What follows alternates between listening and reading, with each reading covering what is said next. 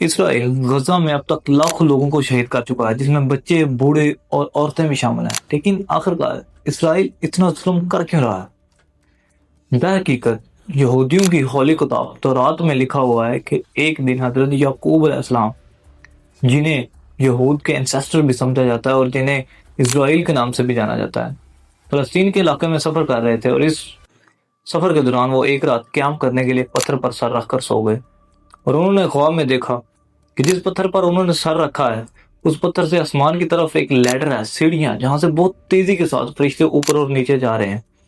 جب وہ نیند سے اٹھے تو انہوں نے کہا کہ یہی اللہ تعالیٰ کا اصل گھر ہے، اور یہی وہ جگہ ہے جس کے ذریعے سے اللہ تعالیٰ کی طرف پہنچا جا سکتا ہے۔ مطلب یہودیوں کے لیے اس خواب کو اتنی زیادہ امپورٹنس حاصل ہے، اور وہ اس جگہ کو حاصل کرنے کے لیے کسی بھی حد تک جا سکتے ہیں۔ پرانے زمانے میں یہ سارا علاقہ فلسطین کا تھا، لیکن اسرائیل کے قائم ہونے کے بعد یہ سارا علاقہ یہودیوں کا اور یہ چھوٹا سا علاقہ مسلمانوں کے پاس رہ گیا۔ مسلمانوں کا یہ علاقہ دو حصوں میں ڈیوائیڈڈ ہے، ویسٹ بینک اور یہ چھوٹا سا حصہ غزہ۔ ان دونوں علاقوں کے درمیان کوئی زمینی کنیکشن یعنی روڈ نہیں ہے، اور کوئی زمینی کنیکشن نہ ہونے کی وجہ سے ان دونوں علاقوں کے درمیان کافی ڈیفرنس ہے، ایون یہاں کی گورنمنٹ بھی ایک دوسرے سے ڈیفرنس ہے۔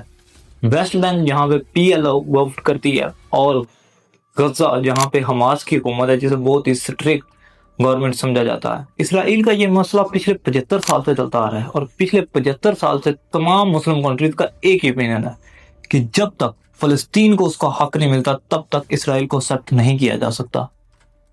لیکن آج سے کچھ سال قبل US کے نیو پریزیڈنٹ ڈونلڈ ٹرمپ نے اسرائیل کو مسلم کنٹریز سے ایکسیپٹ کروانے کے لیے کوشش کی، اور اس کوشش کو ابراہیمک رپورٹ کا نام دیا گیا۔ اب ابراہیمک رپورٹ کا نام اس لیے دیا گیا کیونکہ یہودی اور مسلمان دونوں ہی حضرت ابراہیم علیہ السلام کو اللہ تعالیٰ کے سچے پیغمبر مانتے ہیں۔ اب امریکہ کے پریشر ڈالنے کی وجہ سے مسلم کنٹریز نے اپنی پبلک کے خلاف جا کر اسرائیل کو ایکسیپٹ کیا، اور جو مسلم کنٹری اسرائیل کو ایکسیپٹ کرتی اسے امریکن کمپنیز ایڈ بہت زیادہ ایڈ دیتی۔ فار ایگزامپل سوڈان کے اسرائیل کو ایکسیپٹ کرنے کی وجہ سے اسے 1.2 بلین کا لون دیا گیا، اور اسے ٹیررزم ایکسپورٹ کرنے والی کنٹریز کی لسٹ سے بھی ہٹا دیا گیا۔ اسی طرح عراق کے اسرائیل کو ایکسیپٹ کرنے کے بعد اس کے ڈسٹریبیوٹڈ علاقوں کو بھی تسلیم کر دیا گیا۔ اب سب سے پہلے UAE، بحرین، عراق اور عمان نے اسرائیل کو ایکسیپٹ کیا۔ ان سب کے بعد پاکستان، بنگلہ دیش اور انڈونیشیا پر بھی دباؤ ڈالا گیا کہ وہ اسرائیل کو ایکسیپٹ کریں۔ سعودی عرب، اب ایسا لگ رہا تھا کہ سعودی عرب بھی اسرائیل کو ایکسیپٹ کرنے والا ہے، کیونکہ محمد بن سلمان نے کہا تھا کہ سعودی عرب کو اسرائیل سے زیادہ خطرہ ایران سے ہے، اور یہ بھی پاسبل تھا کہ اگر سعودی عرب اسرائیل کو ایکسیپٹ کرتے ہیں تو باقی تمام کنٹریز بھی اسرائیل کو ایکسیپٹ کر لیں گے۔ اس کے علاوہ پچھلے کئی ڈیکیڈ سے اسرائیل یہودیوں کو مسلمانوں کے علاقوں میں سیٹل کروا رہے تھے تاکہ مسلمانوں کے علاقوں میں مسلمان کم اور یہودی زیادہ ہو جائیں۔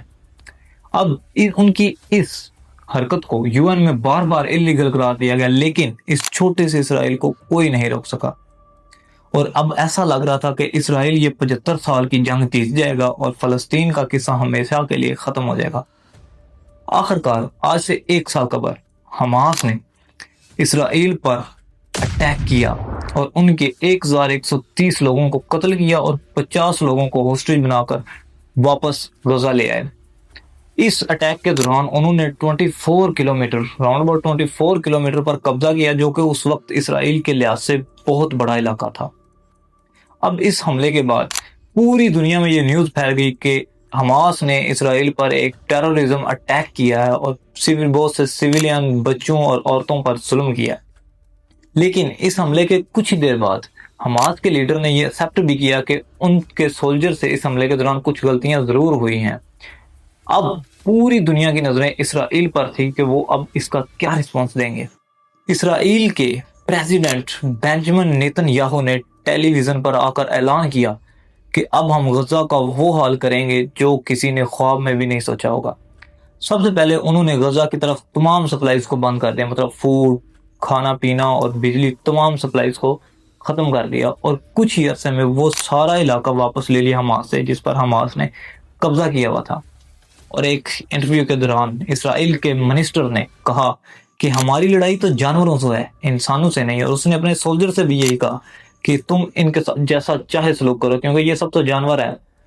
اور یہ سب کرنے کے لیے اسرائیل کو امریکہ کی فل سپورٹ حاصل تھی۔ عرب کنٹریز کی خاموشی سے بھی یہ لگ رہا تھا کہ وہ اسرائیل کے ساتھ ہیں، فلسطین کے ساتھ نہیں۔ خیر، اسرائیل کی آرمی IDF غزہ میں داخل ہوئی اور انہوں نے ایئر سٹرائکس کرنا سٹارٹ کر دی، جس سے لاکھوں لوگ شہید ہوئے۔ IDF کو ویپنز، ٹینکس اور سولجرز کی وجہ سے دنیا کی نمبر 1 آرمی میں سے ایک سمجھا جاتا ہے، اور یہ بھی کہا جاتا ہے کہ اسرائیل کے پاس 18 ایٹم بم موجود ہیں۔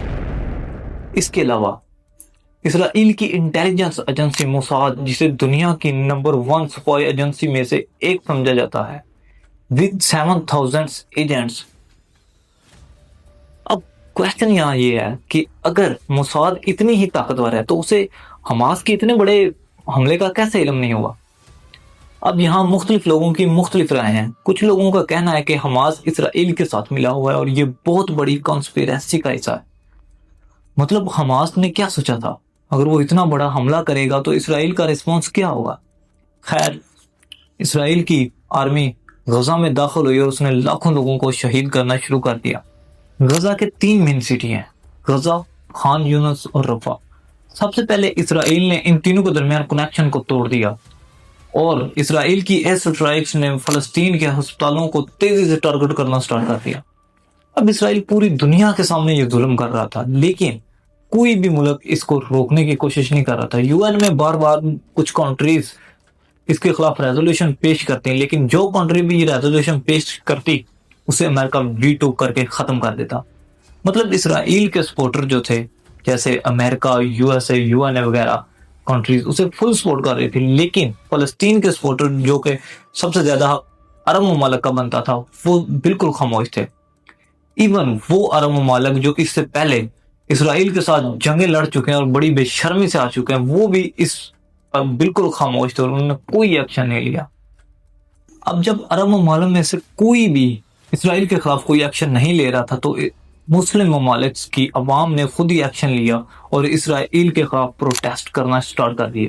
ALCD کی رپورٹ کے مطابق اب تک جو دنیا میں جتنے بھی پروٹیسٹ ہوئے ہیں ان میں سے only 14% اسرائیل کے حق میں اور باقی 86% فلسطین کے حق میں ہوئے ہیں۔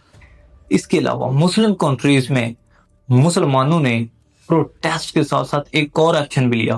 انہوں نے اسرائیل کو سپورٹ کرنے والی کمپنیز یا اسرائیل کی کمپنیز جیسے Coca Cola, Pepsi, McDonald's, KFC، Nestle et cetera کا مکمل طور پر بائیکاٹ کر دیا۔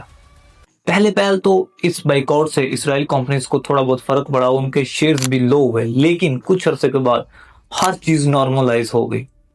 اب اس کے پیچھے بھی 2 وجوہات ہیں۔ یا تو ان 200 کروڑ مسلمانوں کے بائیکاٹ سے کی کوئی حیثیت نہیں اور اس سے کوئی فرق نہیں پڑتا، یا ان 200 کروڑ مسلمانوں نے مکمل طور پر بائیکاٹ کیا ہی نہیں۔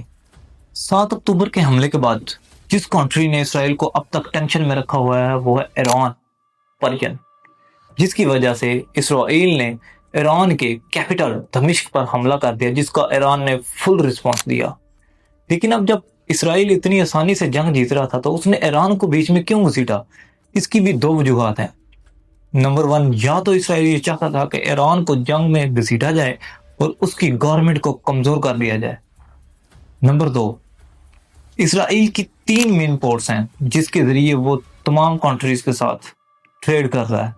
اب ان 3 پورٹس میں سے ایک پورٹس یہ ہے جس کے ذریعے اسرائیل کی زیادہ تر ٹریڈ ایشیا کے ساتھ ہوتی ہے۔